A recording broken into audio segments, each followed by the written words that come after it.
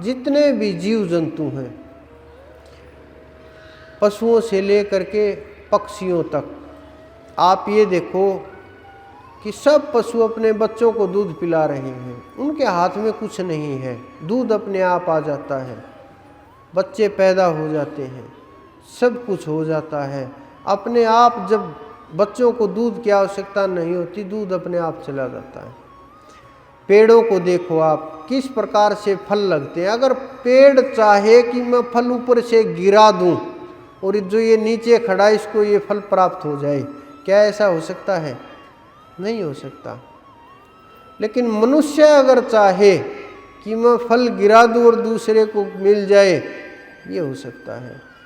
तो मनुष्य इस जीवन में, इस ब्रह्मांड में उस परमात्मा की श्रेष्ठ उत्पत्ति है। ये आप जब मर्जी समझ लेना, मनुष्य से श्रेष्ठ इस ब्रह्मांड के अंदर कोई भी नहीं है। चाहे कोई भी स्थान हो, कोई भी जगह हो, कोई भी तीर्थ हो, कुछ भी हो, आपका जो शरीर है इसके अंदर परमात्मा विराजमान है। और जहाँ परमात्मा की उपस्थिति हो, जहाँ परमात्मा रहते हो, जो परमात्मा के रहने का घर हो, परमात्मा का निवास स्थान हो, जिस प्रकार से राष्ट्रपति भवन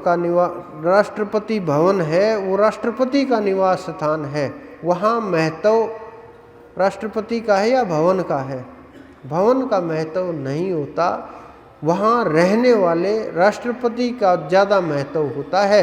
तो उसी प्रकार से आपके अंदर जो बैठा हुआ है उसका महत्व ज़्यादा है, बाहर का महत्व कम है।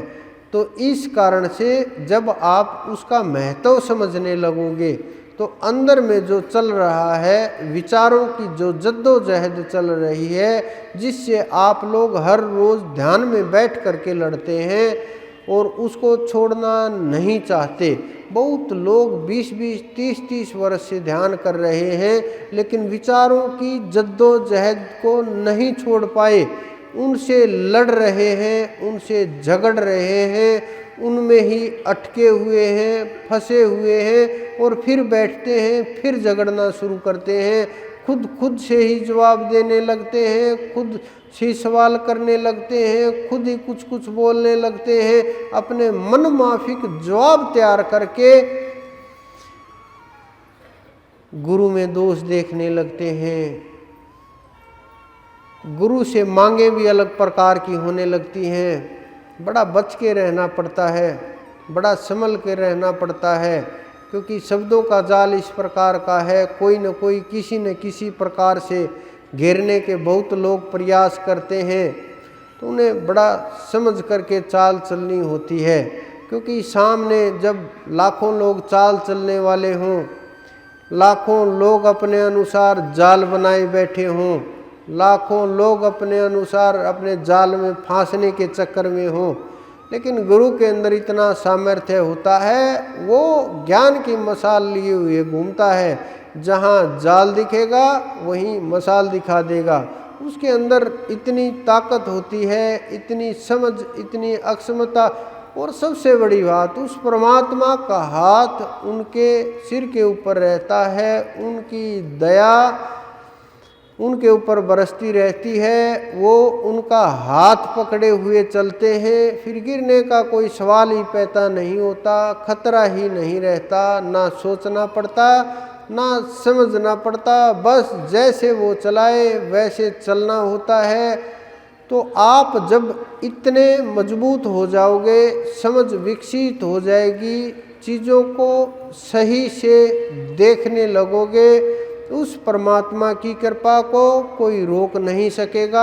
आप सब जीवों के ऊपर उसकी कृपा होने लगेगी, समाधि का रास्ता खुलने लगेगा, और जिसके ऊपर कृपा बरसेगी वो जीव अलग निखर करके आएगा, छट जाएगा, करोड़ों में भी छट जाएगा। वस्त्र बदलो ना बदलो, प्रवचन करो ना करो, किसी से मिलो ना मिलो, काम करो किसी का ना करो, अगर आप 1 करोड़ लोगों के अंदर बीच में खड़े हैं तो भी आपकी पहचान अलग से हो जाएगी। सब लोग आपको देखने लगेंगे कि ये कौन है, क्या चल रहा है, क्या हो रहा है, कुछ तो अलग है। जिसको दिख रहा है वही खींचे चले आएंगे। स्त्री पुरुष का भेद नहीं है, ये हमने महसूस किया। भाषा का भेद नहीं है, भाषा आती हो ना आती हो कोई फर्क नहीं पड़ता। भाषा समझ पाए ना समझ पाए, सामने से आ करके लोग मिलने लगते हैं, बात करने लगते हैं। भाषा ना हो तो भी नज़रों से बात करने लगते हैं, इशारों से बात करने लगते हैं। हाँ, ये बात ज़रूर है, हम बहुत जगह गए, हमें भी ज़्यादा सी भाषाएं नहीं आती, हम भी कम ही भाषाओं को जानते हैं। लेकिन बहुत भाषाओं को जानने वाले लोग भी सारी धरती की भाषाओं को नहीं समझ पाते। लेकिन इशारे लगभग पूरी पृथ्वी के ऊपर मानव जाति ने समान ही बनाए हुए हैं। नज़रें सबकी समान ही बोलते हैं, विचार सबके समान ही बोलते हैं, और अंदर से जो हरकतें होती हैं, आंसुएं हैं, रोना है, प्रेम है, यह सब समान होता है। तो ये जो भाषा होती है, वहाँ परमात्मा की कोई भाषा पूछता है कि परमात्मा की क्या भाषा है। बहुत बड़े बड़े संत बोलते हैं परमात्मा संस्कृत बोलते हैं। मैं सोचता हूँ अरे उन्होंने कब से संस्कृत सीख ली होगी।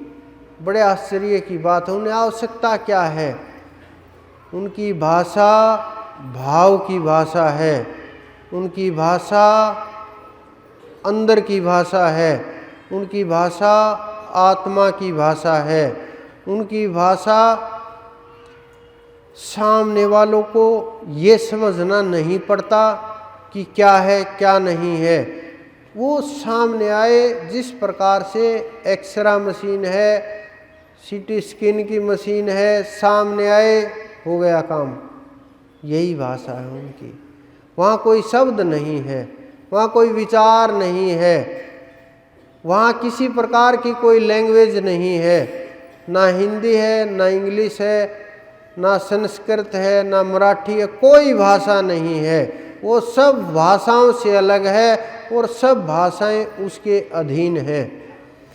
तो आप ध्यान कीजिए, सुमरण कीजिए, उस परम तत्व की ओर बढ़ने का प्रयास कीजिए। एक और बहुत लोग तो जा लिए होंगे, बहुत लोग इंतज़ार कर रहे हैं क्या बोलेंगे। कुंभ का समय चल रहा है और बहुत लोग आए हैं इस महीने। ज़्यादातर लोग कुंभ के लिए ही आए हैं मेरे पास मिलने कि हमें भी ले चलो। देखो, वहाँ पर सब प्रकार का प्रबंध कर दिया गया है। हमारी टीम लगभग जा चुकी है, बहुत लोग वहाँ पहुँच चुके हैं। हमारे साथी भी आपको कमी दिखाई दे रहे होंगे, वो भी वहीं हैं। कुछ लोग 2-3 दिन पहले से, कुछ 10 दिन से गए हुए हैं। हम भी कल वहीं से मिलना शुरू करेंगे। कल हम वहाँ पहुँच जाएंगे। सुबह दोपहर से पहले ही हम प्रयाग में पहुँच जाएंगे और 29 तारीख तक, 29 अमावस्या का स्नान, उसके बाद हम वापिस आएंगे। जिसको भी आना है सबके लिए खुले रास्ते हैं। ये है नहीं कि हम किसी को लेकर के जा रहे हैं, नहीं, हम इतना नहीं कर पाएंगे। सब अपने अपने तरीके से, जिस प्रकार से जो जाना चाहे वो जा सकता है। हाँ, वहाँ किसी प्रकार की आपको परेशानी आई नहीं कि वहाँ सब प्रकार की सुविधा जितना भी हो सकता है वो प्रयास हम करते रहेंगे। तो जिसको आना है 15 दिन, अब हम कुंभ के अंदर हम तो ध्यान करते ही हैं, यहाँ भी कुंभ में भी। जिसको गंगा किनारे बैठ करके भजन करना है वो कोई भी आ सकता है। वहाँ सुविधाएं थोड़ी आप लोगों के लिए, आप लोग क्या हमारे लिए भी बराबर ही हैं, सबके लिए कम ही होंगी। लेकिन कभी कभी ध्यान के लिए कोशिश करनी चाहिए, वातावरण के अनुसार, पवित्रता के अनुसार थोड़ा समझना चाहिए। और वहाँ बैठ करके अगर आप भजन करोगे तो और भी श्रेष्ठ रहेगा। तो आप सबके अंदर विराजमान परमपिता परमेश्वर। एक और बात, मिलना थोड़ा सा 2 दिन आगे का होगा, ये इन्होंने लिख ही दिया। और पूर्णिमा का, अगली पूर्णिमा का जो प्रोग्राम है वो वहाँ नहीं होगा, यहीं होगा। हम इसी प्रकार से मिलेंगे, यहीं सत्संग होगा, लेकिन हमारा वहाँ 15 दिन का प्रोग्राम रहेगा प्रयाग के अंदर। जिसकी इच्छा हो वो आ सकता है। तो आप ध्यान करिए उस परमपिता परमेश्वर का, उस अनंत का, आप सबके अंदर विराजमान मेरे गुरु, मेरे इष्ट को मेरा बार बार प्रणाम।